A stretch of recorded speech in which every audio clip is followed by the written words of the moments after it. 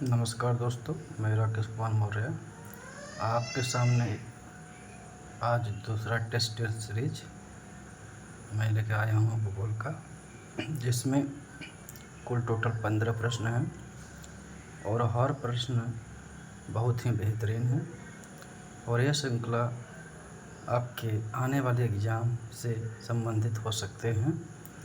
कुछ ऐसे प्रश्न हैं जो आए हुए हैं एग्ज़ामों में और कुछ ऐसे प्रश्न हैं जो आए नहीं हैं मगर आने की संभावनाएं अधिक हैं। तो पहला प्रश्न हम देखते हैं। पहला प्रश्न है कि प्रादेशिक एवं क्रमबद्ध भूगोल एक ही सिक्के के दो पहलू हैं। यह कथन किस भूगोल वेत्ता का है? तो पहला ऑप्शन है Elisee. Reclus, option B Carl Ritter, option C Hartshorne और ऑप्शन डी डिकिंसन। आपने भी इस प्रश्न के उत्तर का चयन अपने दिमाग में कर लिए होंगे। तो इसका जो सही ऑप्शन है बी कार्ल रिटर। दूसरा प्रश्न है, निम्नलिखित भूगोलवेत्ताओं में से किसे जर्मन स्ट्रैबो के नाम से भी जाना जाता है? निम्नलिखित भूगोलवेत्ताओं में से किसे जर्मन का स्ट्रैबो के नाम से भी जाना जाता है? पहला ऑप्शन है Sebastian Munster, option B Peter Apian, option C Humboldt और ऑप्शन डी हैटनर। आपने अपने दिमाग में या मस्तिष्क में अपने प्रश्न का उत्तर का चयन कर लिया होगा। तो इसका जो सही उत्तर है वो है सेबास्टियन मुस्टर, इसका सही उत्तर है। तीसरा प्रश्न है, निम्नलिखित भूगोलवेत्ताओं में से किसने महासागरों के लिए मेरे शब्दावली का प्रयोग किया था? ठीक है, निम्नलिखित भूगोलवेत्ताओं में से किसने महासागरों के लिए मेरे शब्दावली का प्रयोग किया था? पहला ऑप्शन है सेनेका, दूसरा है हेरोडोटस, ऑप्शन सी रॉबर्ट थोयले और ऑप्शन डी है मुरे या मरे। ठीक है, तो आपने भी सही उत्तर का चयन कर लिया होगा। तो इसका सही उत्तर है वह है हेरोडोटस। चौथा प्रश्न अब हम देखते हैं। चौथा प्रश्न है, किसने प्रथम पेंजिया की संकल्पना का प्रतिपादन किया था? यह बहुत ही महत्वपूर्ण प्रश्न है। अभी तक हमने कहीं इस प्रश्न को नहीं देखा है, तो आपके लिए बहुत ही महत्वपूर्ण प्रश्न है कि किसने प्रथम पेंजिया का संकल्पना का प्रतिपादन किया था। तो पहला जो ऑप्शन है अल्फ्रेड वेगनर है, ऑप्शन बी है ग्रिफिथ टेलर, ऑप्शन सी है वैलेंटाइन एवं मुर्स और ऑप्शन डी है एंटोनियो स्नीडर। इसका जो सही ऑप्शन है, आपने सोच भी लिया होगा अपने मस्तिष्क में कि इसका सही उत्तर क्या हो सकता है, तो वह है ऑप्शन सी वैलेंटाइन एवं मुर्स। ठीक है दोस्तों, लास्ट में आप कितने प्रश्न किए हैं कमेंट बॉक्स में ज़रूर कमेंट कीजिएगा और इस चैनल को लाइक और सब्सक्राइब कीजिएगा। इससे क्या होगा कि मेरा जो उत्साह है वो बढ़ेगा और आपके लिए मैं प्रतिदिन इसी तरह से 5-15 प्रश्नों का टेस्ट सीरीज में लेकर प्रस्तुत रहूँगा। पांचवा जो प्रश्न है, पांचवा अगर प्रश्न हम देखें तो लिखा है कि गोरुमारा राष्ट्रीय उद्यान किस राज्य में स्थित है? यह भी बहुत महत्वपूर्ण प्रश्न है, बहुत कम अभी तक एग्जामों में पूछा गया है और आगे आने की संभावना भी बहुत अधिक है। ठीक है, गोरुमारा राष्ट्रीय उद्यान किस राज्य में है? पहला ऑप्शन है असम, दूसरा है त्रिपुरा, तीसरा है तमिलनाडु और चौथा है पश्चिम बंगाल जी। तो इसका जब सही उत्तर है, आपने सोच भी लिया होगा, वो है डी, पश्चिम बंगाल। छठा प्रश्न, ये भी बहुत ही महत्वपूर्ण प्रश्न है जो आने वाले एग्जाम में आ सकता है।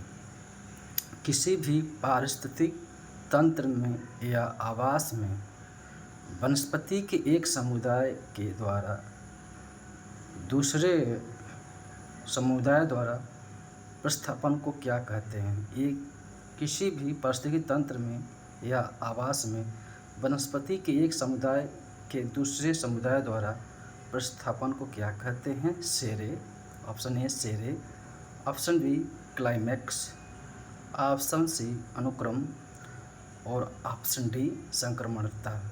तो इसका जो सही उत्तर है वो है आपका ऑप्शन सी ऑप्शन सी अनुक्रम। सातवां प्रश्न में कहा जा रहा है कि किस नदी को दक्षिणी पूर्वी संयुक्त राज्य अमेरिका का नरक कहा जाता है? यह भी बहुत ही महत्वपूर्ण प्रश्न है जो आने वाले एग्जाम में आपको देखने को मिलेगा। तो इसमें ऑप्शन ए है मिसिसिपी नदी, ऑप्शन बी टेनेसी नदी, ऑप्शन सी स्नैक नदी और ऑप्शन डी मिसौरी नदी। आपने सही उत्तर का चयन कर लिया होगा, क्या आपका सही होगा? तो इसका जो सही उत्तर है वो है बी टेनेसी नदी। ठीक है दोस्तों, टेनेसी नदी। आठवां प्रश्न, ये भी बहुत ही महत्वपूर्ण प्रश्न है जो एग्ज़ाम में पूछा गया है और आगे पूछे जाने की भी संभावनाएं हैं। राजनीतिक भूगोल धरातलीय लक्षणों के रूप में राजनीतिक प्रदेशों का अध्ययन है। यह पॉलिटिकल ज्योग्राफी से प्रश्न है। राजनीतिक भूगोल धरातलीय लक्षणों के रूप में राजनीतिक प्रदेशों का अध्ययन है। इसका जो ऑप्शन ए है Alexander, option B Goblet, option C Moody और option D sir William Petty. तो इसका जो सही ऑप्शन है आपने अपने दिमाग में इस उत्तर को चयन कर लिया होगा। तो इसका जो सही आंसर है वो है अलेक्जेंडर, ऑप्शन ए अलेक्जेंडर।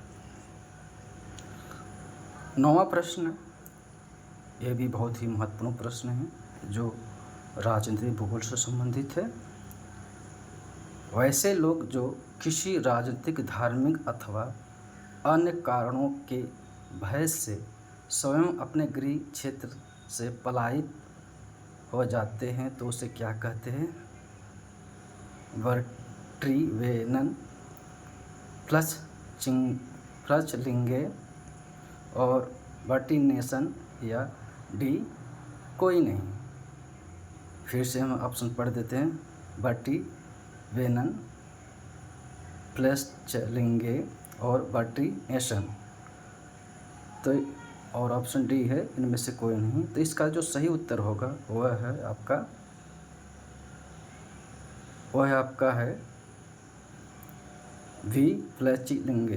ठीक है, फ्लचलिंगे ये आपका बी उत्तर सही है। 10वां प्रश्न हम देखते हैं, समताप मंडल में नाक्टिलूसेंट बादलों का निर्माण किस समय होता है? ठीक है, ये भी बहुत महत्वपूर्ण प्रश्न है। इसी तरह का प्रश्न तो पूछा गया मगर इस तरह का नहीं पूछा गया। इससे संबंधित पूछा गया है कि यह किस परत में पाई जाती है, मगर यह कब पाई जाती ये आपसे नहीं पूछा गया होगा, मगर आगे आने की संभावनाएं अधिक है।